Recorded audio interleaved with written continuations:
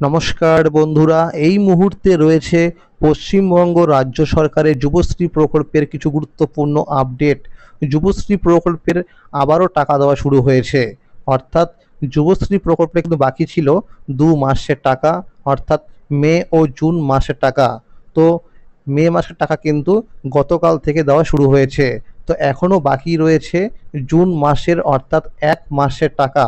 তো এই 1 মাসের টাকা আবার কবে থেকে দেওয়া শুরু হতে পারে সেই বিষয়ে কিন্তু সঠিক আপডেট জানানো হয়েছে আজকের এই গুরুত্বপূর্ণ ভিডিওটির মাধ্যমে। তাই বন্ধুরা, ভিডিওটি সম্পূর্ণ দেখার জন্য অনুরোধ রইল।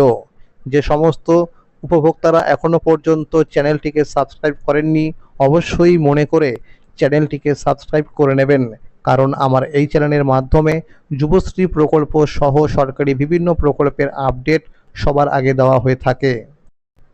তাহলে বন্ধুরা, এবার দেখে নেওয়া যাক কী বলা হয়েছে আজকের এই প্রতিবেদনে। যুবশ্রী প্রকল্পের আবারও টাকা ছাড়ল। যুবশ্রী প্রকল্প পশ্চিমবঙ্গ সরকারের একটি অন্যতম গুরুত্বপূর্ণ সামাজিক উদ্যোগ, যার মাধ্যমে রাজ্যের শিক্ষিত অথচ বেকার যুবক যুবতীরা অর্থনৈতিকভাবে কিছুটা স্বস্তি পেয়ে থাকেন। 2013 সালে শুরু হওয়া এই প্রকল্পের মূল লক্ষ্য হল বেকার ছেলে মেয়েদের আর্থিক সহায়তা করে স্বাবলম্বী করে তোলা। এই প্রকল্পে প্রতি মাসে 1,500 টাকা করে ভাতা দেওয়ার কথা থাকলেও নানা প্রশাসনিক কারণে অনেক সময় একসঙ্গে 3 থেকে 4 মাসের টাকা একবারে দেওয়া হয়। ফলে অনেক উপভোক্তারই দৈনন্দিন খরচ বা পরিকল্পনার সমস্যা দেখা দেয়। 2025 সালে যারা অ্যানেক্সার 3 ফর্ম অনলাইনে বা অফলাইনে জমা দিয়েছিলেন এবং যাদের স্ট্যাটাসে লাইভ কেস লেখা রয়েছে, তাদের জানুয়ারি ও ফেব্রুয়ারি মাসের টাকা মার্চ মাসের 24 থেকে 27 তারিখের মধ্যে ব্যাংক অ্যাকাউন্টে পাঠানো হয়েছিল। বাকি ছিল মার্চ, এপ্রিল, মে ও জুন, এই 4 মাসের টাকা। এই 4 মাসের এই বকেয়া টাকার মধ্যে 20 আগস্ট মার্চ মাসের 1,500 টাকা দেওয়া হয়েছে। বাকি ছিল 3 মাসের টাকা, এপ্রিল, মে ও জুন, যার পরিমাণ দাঁড়ায় 4,500 টাকা। 18 সেপ্টেম্বর সন্ধ্যার পর থেকেই উপভোক্তাদের ব্যাংক অ্যাকাউন্টে এপ্রিল মাসের 1,500 টাকা দেওয়া হয়েছে। বাকি ছিল আরও 2 মাসের টাকা, মে, জুন, অর্থাৎ 3,000 টাকা।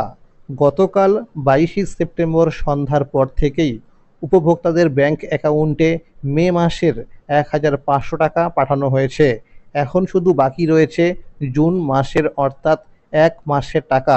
এর আগেও দেখা গেছে যখন এই প্রকল্পের অ্যানেক্সার 3 ফর্ম ফিল আপ শুরু হয়, তার আগে বকেয়া সমস্ত টাকা দিয়ে দেওয়া হয়। এইবারও এরকমটা হতে পারে বলে সূত্র মারফত জানা গেছে। পুজোর আগেই যুবশ্রী প্রকল্পের বকেয়া সমস্ত টাকা দিয়ে দেওয়া হতে পারে। তো বন্ধুরা, অনেকেই প্রশ্ন করছিলেন যে যুবশ্রী প্রকল্পের বাকি রয়েছে জুলাই এবং আগস্ট মাসের টাকা। তো আপনাদের বলতে চাই, যেহেতু এখনও অ্যানেক্সার 3 ফর্ম ফিল আপ শুরু হয়নি, আর এই অ্যানেক্সার 3 ফর্ম ফিল আপ কিন্তু বছরে 2বার করতে হয়, অর্থাৎ 6 মাস পর পর। জানুয়ারি থেকে জুন মাসের জন্য একবার এবং জুলাই থেকে ডিসেম্বর মাসের জন্য আরেকবার। তো যেহেতু জুলাই থেকে ডিসেম্বর মাসের জন্য অ্যানেক্সার 3 ফর্ম ফিল আপ শুরু হয়নি, তাই এই মাসের টাকা কিন্তু অ্যানেক্সার 3 ফর্ম ফিল আপ হওয়ার পরেই টাকা পাবেন। এদিকে জুলাই থেকে ডিসেম্বর মাসে টাকা পাওয়ার জন্য অ্যানেক্সার 3 ফর্ম ফিল আপ করার সময় এসে গেছে। বিগত কয়েক বছরে দেখা গেছে এই ফর্ম ফিল আপের নোটিশ জুলাইয়ের প্রথম বা দ্বিতীয় সপ্তাহে প্রকাশিত হয়ে থাকে।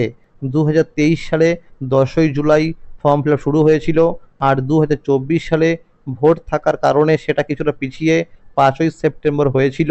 এবছর সূত্র মারফত জানা যাচ্ছে এই চলতি সেপ্টেম্বর মাসের মধ্যে এই অ্যানেক্সার 3 ফর্ম ফিল আপের নোটিশ ওয়েবসাইটে দিয়ে দেওয়া হতে পারে। অক্টোবর মাস জুড়ে এই অ্যানেক্সার 3 ফর্ম ফিল আপ চলবে। সূত্র মারফত জানা গেছে যেসব উপভোক্তারা এই 2025 সালের যুবশ্রী প্রকল্পের নতুন লিস্ট অনুযায়ী অ্যানেক্সার 1 এবং অ্যানেক্সার 2 ফর্ম জমা করেছিলেন এবং যাদের স্ট্যাটাসে লাইভ কেস দেখাচ্ছে, তাদেরকেও যুবশ্রী প্রকল্পের টাকা পাঠানো শুরু হয়েছে। আর যাদের স্ট্যাটাসে ওয়েটিং নাম্বার দেখাচ্ছে, তাদের টাকা নভেম্বর মাসের প্রথম সপ্তাহ থেকে দেওয়া হতে পারে। এছাড়াও অনেকেই কমেন্ট করছিলেন যে যুবশ্রী প্রকল্পের স্ট্যাটাস চেক করার সময় অনেকের নট লাইভ কেস দেখাচ্ছে। তো এর কারণ কি? এই বিষয়ে আমরা কিন্তু এমপ্লয়মেন্ট অফিস থেকে খবর পেয়েছি যে যুবশ্রী প্রকল্পের যে বয়সের কথা উল্লেখ রয়েছে সেই বয়স পেরিয়ে গেলে, এছাড়াও বিভিন্ন ডকুমেন্টসের সমস্যার কারণে কিন্তু এই নট লাইভ কেস লেখা দেখায়। তাই যাদের এরকম দেখাচ্ছে আপনারা কিন্তু অবশ্যই একবার নিকটবর্তী এমপ্লয়মেন্ট অফিসে গিয়ে যোগাযোগ করে নেবেন। তো বন্ধুরা, যখন ওই অ্যানেক্সার 3 ফর্ম ফিল আপ শুরু হবে তখন কিন্তু এই চ্যানেলের মাধ্যমে ভিডিও করে স্টেপ বাই স্টেপ দেখানো হবে কিভাবে এই অ্যানেক্সার 3 ফর্ম ফিল আপ করতে হয়। কারণ মনে রাখবেন, অনেকেই কিন্তু এই অ্যানেক্সার 3 ফর্ম ফিল আপ করার সময় ভুল করে, যার কারণে কিন্তু তার যুবশ্রী ভাতা বন্ধ হয়ে যায়।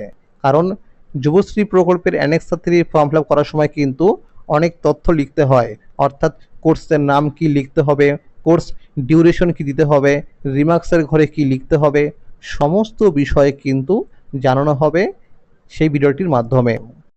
তাই বন্ধুরা, সঠিকভাবে ফর্ম ফিল আপ করতে হলে অবশ্যই কিন্তু চ্যানেলটিকে সাবস্ক্রাইব করে রাখুন। কারণ একটি মাত্র ভুলের জন্য কিন্তু আপনারও যুবশ্রী প্রকল্পের ভাতা বন্ধ হতে পারে। তো বন্ধুরা, আজকের এই ছিল আপডেট।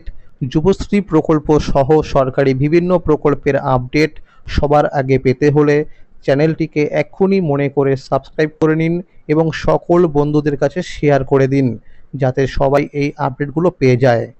আর যদি এই ভিডিওটি ভালো লাগে অবশ্যই একটি লাইক করে দেবেন। Thank you.